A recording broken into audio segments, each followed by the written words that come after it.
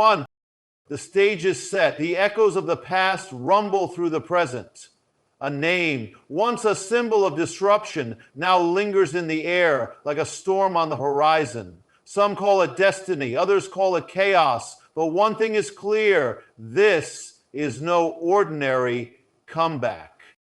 The idea of unfinished business carries a weight that transcends politics. It lingers in the minds of both supporters and critics, shaping narratives and fueling debates.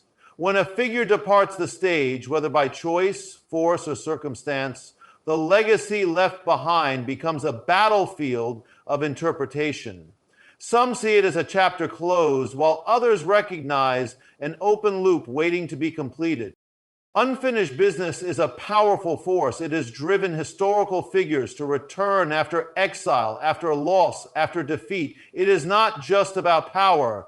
It is about a mission that remains incomplete, a vision that was interrupted. This concept resonates deeply in politics, where the idea of a leader returning is never just about one person. It is about the movement that was built, the promises that were made, and the goals that, in the eyes of many, were left unfulfilled.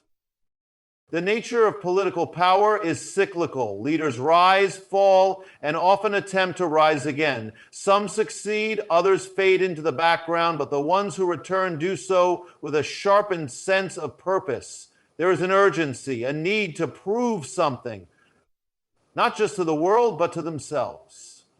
The return is not just about reclaiming a position. It is about proving that the work left undone was always meant to be finished. Supporters rally around unfinished business because it gives them a sense of continuity. It assures them that the struggles they endured, the battles they fought, whether in the realm of policy, culture, or ideology, were not in vain. There is something psychologically compelling about a second act, the idea that a comeback is not just possible but necessary. A return signals that the previous tenure was not a mistake or a fluke, but a foundation for something greater.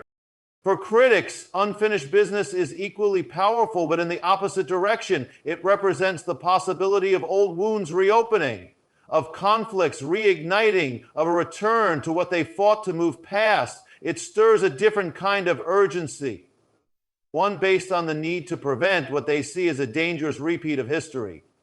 To them, unfinished business is not a call to action, but a warning sign. It is not about continuity, but about disruption.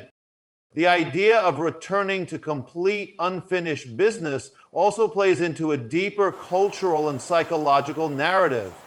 Humans are drawn to stories of redemption, of second chances, of battles fought and won against the odds. The political sphere is no exception.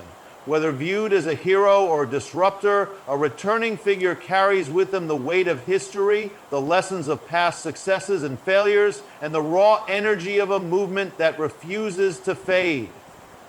The perception of unfinished business is not just about what was left undone, but about how the previous tenure ended. If it was seen as an injustice, a forced departure, or an unfair twist of fate, the urgency to return intensifies. Supporters do not just see a leader.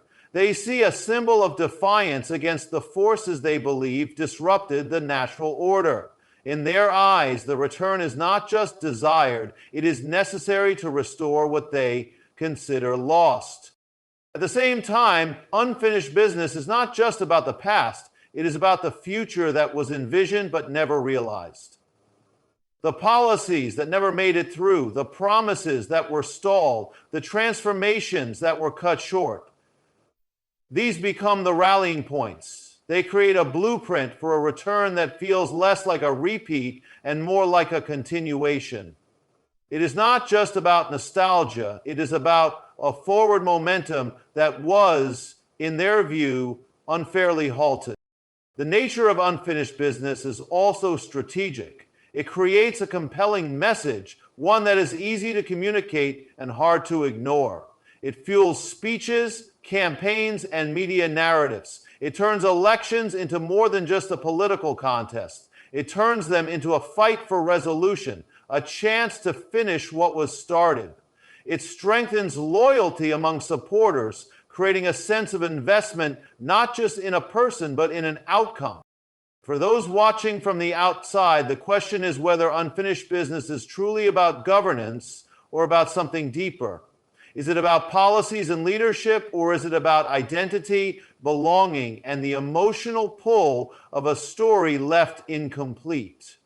Is it about correcting a political course, or is it about vindication? The weight of unfinished business carries both practical and symbolic power. It influences not just the individual returning, but the entire political landscape that must react to their presence. The reality of a return is never identical to the vision that fuels it. The world shifts, circumstances change, and the past, no matter how compelling, is never fully recreated. But unfinished business does not need to be about repeating the past. It is about reshaping the future with the lessons of what came before. A nation divided is not a new phenomenon, but the intensity of polarization in modern times has reached a level where every event, every statement, and every decision fuels an already raging fire. The return of a major political figure does not happen in a vacuum. It occurs in a landscape already fractured by ideological battles, cultural clashes, and a deep distrust between opposing sides. The division is not just about policy or governance, but about identity, values, and the fundamental question of what kind of country people want to live in. Power in a polarized nation is not just about winning elections or passing legislation. It is about controlling the narrative, shaping public perception, and maintaining influence over institutions. In such an environment, every action taken by a political figure is seen through the lens of partisanship. Supporters view their leader's return as a restoration of what they believe was taken from them, while opponents see it as a threat that must be resisted at all costs. This creates a feedback loop where both sides grow more entrenched, more convinced that their version of reality is the only valid one. The media plays a crucial role in amplifying polarization. Every headline, every broadcast, every viral clip is filtered through a divided audience that consumes information not just to be informed, but to reinforce their existing beliefs. Social media further intensifies this effect, creating echo chambers where people only see perspectives that align with their own. This leads to a world where two groups of people can look at the same event and come away with completely different conclusions about what happened and what it means. The return of a polarizing figure does not just stir political debate. It reignites the larger cultural war that defines the era. In this environment, power is maintained not just through governance, but through constant engagement with the base. Political figures must continually energize their supporters, keeping them in a state of mobilization and urgency. Rallies, speeches, and social media presence become essential tools, not just for campaigning, but for reinforcing the idea that the fight is ongoing. This sense of perpetual battle strengthens loyalty, creating a dynamic where followers do not just support a leader, but see themselves as part of a movement that must defend its place in history. Opponents respond in kind, using the same tactics to counter what they see as a dangerous force. Protests, investigations, legal battles, and media campaigns become weapons in a broader struggle for power. The intensity of this conflict means that compromise becomes nearly impossible. In a polarized nation, negotiation is often seen as weakness, and any concession is viewed as a betrayal. The result is a political landscape where victories are absolute, losses are devastating, and the space for dialogue steadily disappears. The stakes feel higher because both sides believe they are fighting for the soul of the nation. It is not just about policy differences, it is about defining what the country stands for. One side may frame the return of a leader as a reclamation of traditional values, economic stability, and national strength, while the other may view it as a step backward, a resurgence of what they see as a dangerous ideology. This clash of worldviews ensures that every election, every policy decision, and every public statement is met with both celebration and outrage, with no middle ground in sight. Institutions are not immune to this division. Courts, law enforcement, schools, and even corporations become battlegrounds where power is contested.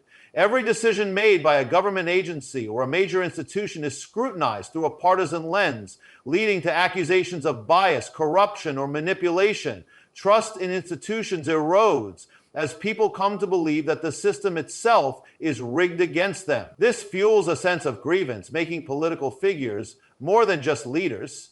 They become symbols of resistance or control, depending on which side is looking at them. Internationally, a deeply polarized nation affects global relations.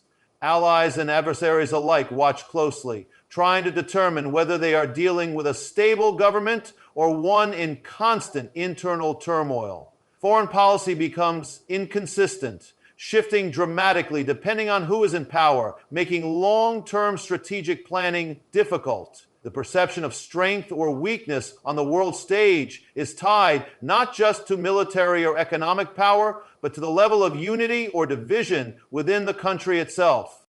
Polarization also influences governance in practical ways. When a leader returns to power in such an environment, their ability to implement policies is shaped by the intensity of resistance they face.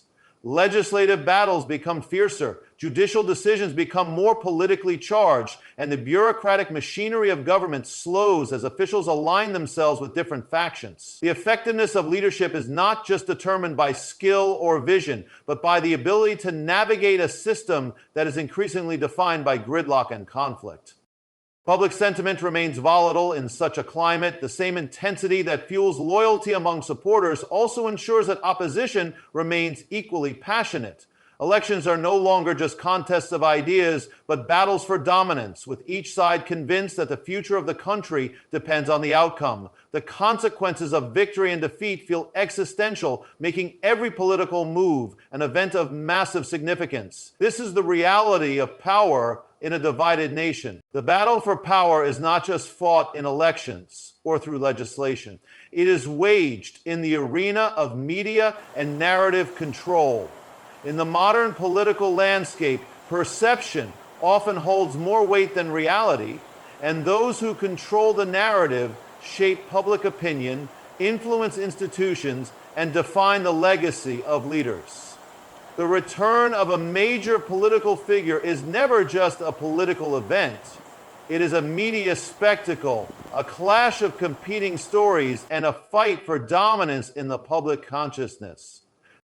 Traditional media remains a powerful force in shaping the way people perceive political figures. News networks, newspapers, and major publications craft narratives that either elevate or diminish leaders. Every headline, every interview, every opinion piece becomes part of a larger attempt to define the meaning of their return. Supportive media outlets amplify messages of strength, redemption, and unfinished business, while opposition media works to paint the return as a step backward, a danger to democracy, or a desperate grasp at power. The same event can be reported in completely different ways, reinforcing the deep divide in how people interpret political reality. Social media has intensified this battle. It is no longer just journalists and media conglomerates shaping the message. It is an open battlefield where influencers, political operatives, and everyday users contribute to the chaos.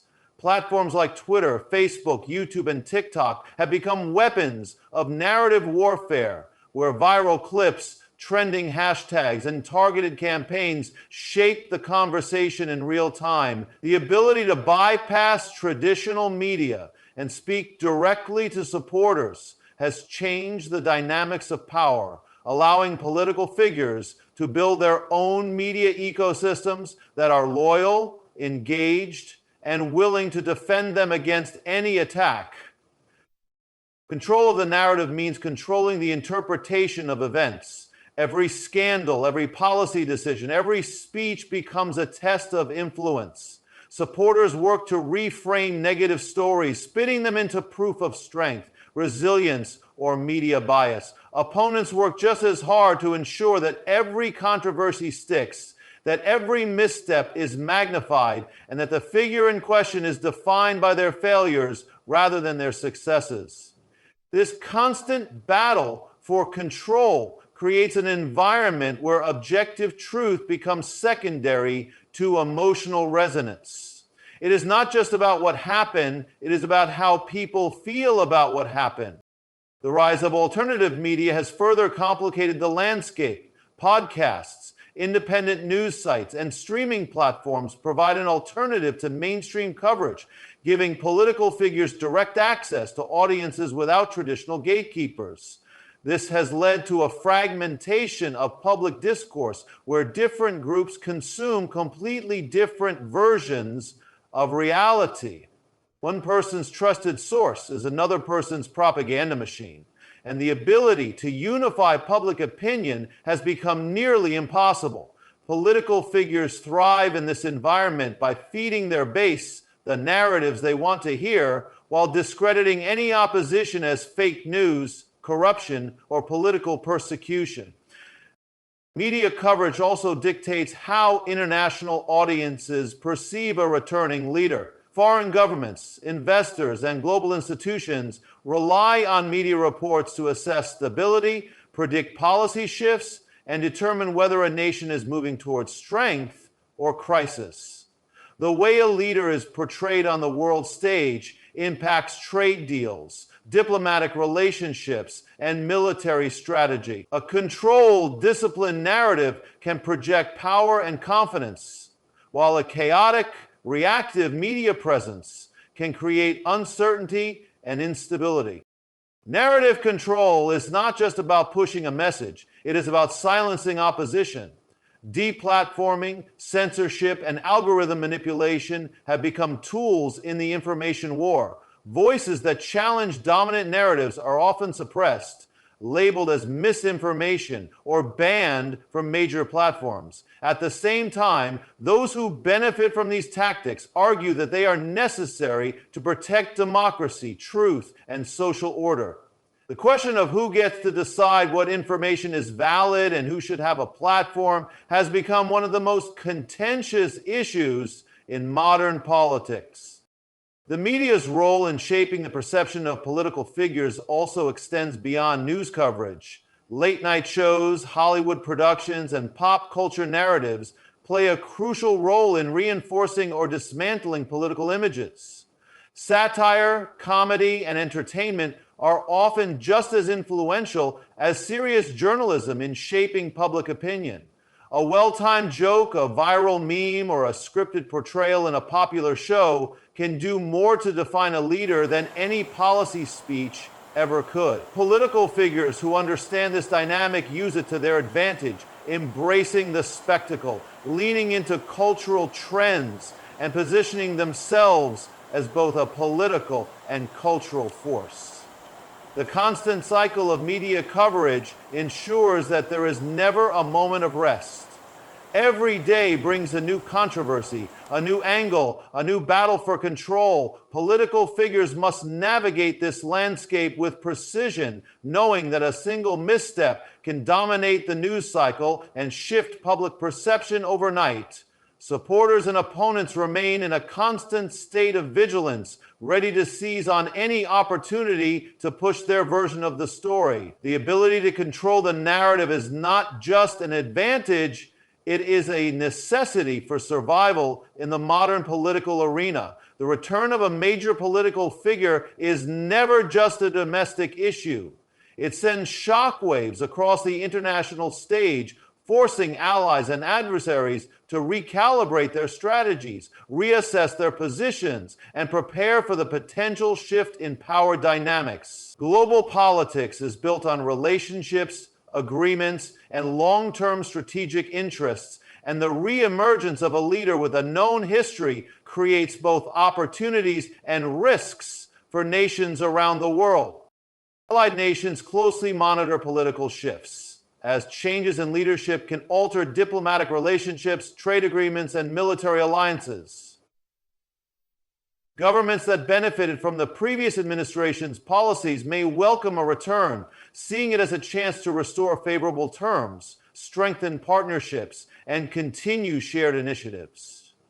Others, however, may worry about instability, unpredictability, or a shift away from multilateralism in favor of nationalist policies. The uncertainty surrounding a returning leader's approach forces nations to develop contingency plans, ensuring that they are prepared for a range of possible outcomes. Adversarial nations also take note, adjusting their strategies based on how they perceive the returning leader's stance on military, economic, and geopolitical issues. Some may see an opportunity to exploit divisions, testing the limits of the leader's foreign policy approach by increasing aggressive actions or challenging international norms. Others may prepare for a more confrontational approach, anticipating stronger rhetoric, economic sanctions, or military posturing.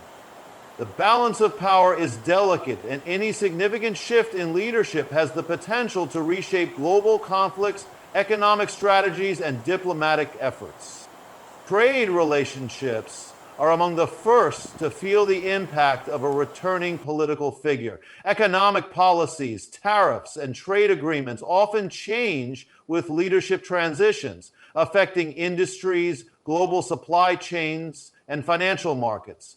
Countries that benefited from previous agreements may push for continuity, while those that faced economic pressure may seek to renegotiate terms. The uncertainty surrounding future trade policies can lead to volatility in international markets, influencing investment decisions, currency fluctuations, and economic stability. Businesses and global investors closely watch for signals about regulatory changes, taxation policies, and overall economic direction. Military alliances and defense strategies also come under review. A returning leader may bring a different approach to military engagement, potentially altering defense commitments, troop deployments, and security agreements. Allies that rely on military support or defense pacts may need to adjust their expectations, preparing for either increased cooperation or a reduction in support. At the same time, adversarial nations may test the limits of military resolve, probing for weaknesses or shifts in strategic focus. Defense industries, intelligence agencies, and military planners work behind the scenes to anticipate changes and ensure that national security interests remain protected.